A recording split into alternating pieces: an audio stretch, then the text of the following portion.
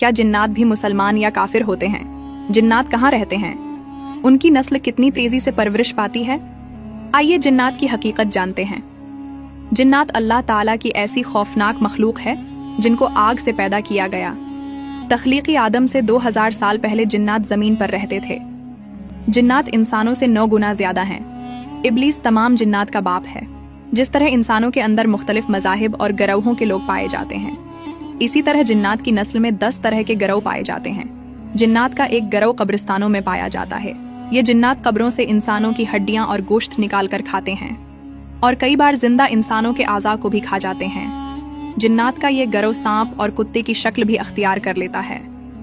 जिन्नात का दूसरा खौफनाक गिरोह हातिफ है।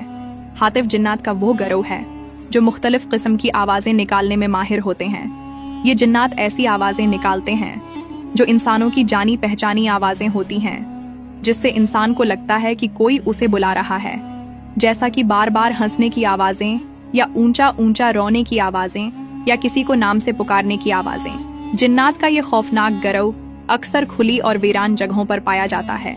जिन्नात की तीसरी किस्म हमजाद जिन है। हमजाद जिन हर वक्त इंसान के साथ रहता है। जब कोई इंसान पैदा होता है तो उसके साथ एक हमजाद जिन भी पैदा होता है जो उसकी पैदाइश से लेकर उसकी मौत तक उसके साथ रहता है। ये गिरोह इंसान के दिल में वसवसे और शक पैदा करता है। जिन्नात की चौथी किस्म औरतों पर मुश्तमिल होती है। इस गिरोह के अंदर सिर्फ औरतें ही औरतें होती हैं।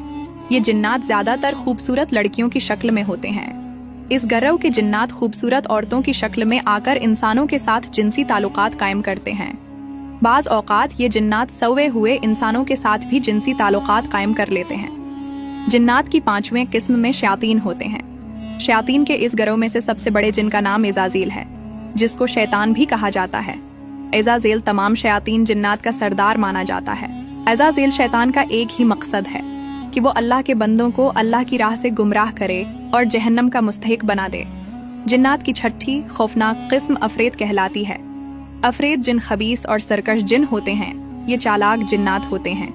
जिन्नात के इसी गिरोह को अल्लाह ताला ने हजरत सुलेमान अलैहिस्सलाम के ताबे फरमाया था। अफरीत ने हजरत सुलेमान अलैहिस्सलाम को मलका बल्कीस के तख्त को लाने की पेशकश की थी। जिन्नात के इसी गिरोह ने हेकले सुलेमानी भी तामीर किया था। जिन्नात का 7वां खौफनाक गिरोह नसनस है। नसनस जिन्नात इंसानों और शयातीन के मिलाप से पैदा होते हैं। इस गिरोह का एक जिन जब एक खूबसूरत लड़की की शक्ल में तब्दील होकर जब किसी इंसान से हमबिस्तरी करता है तो इससे पैदा होने वाले बच्चे को नस कहा जाता है। जिन्नात के 8वें गिरोह को मारौत कहा जाता है। ये जिन भी सरकश और नाफरमान होते हैं। इस गिरोह के अंदर बहुत कम जिन्नात ऐसे हैं जो मुसलमान हैं। जिन्नात की 9वीं किस्म जिनान है। इस गिरोह के अंदर कुछ जिन्नात मुसलमान और कुछ काफिर होते हैं। इस गिरोह के गैर मुस्लिम जिन्नात शैतान के गिरोह में शामिल होते हैं। ये इंसानों को उसकी राह से भटकाते हैं और गुनाहों के अंदर मुब्तला करते हैं।